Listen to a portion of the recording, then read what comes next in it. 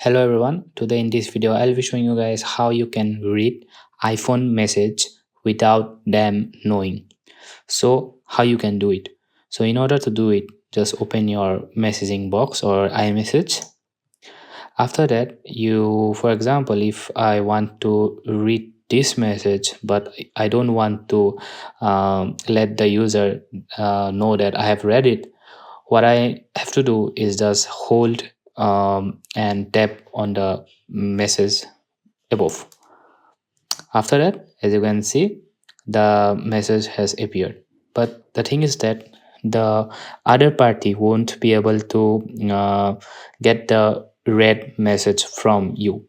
So yeah, that's how you read it. And even if the message is long, you can swipe up or down to read the full conversation. So this is the process how you can read the message from your friends or family without them knowing that you have read the message. So yeah, thanks for watching. Hope this video helpful.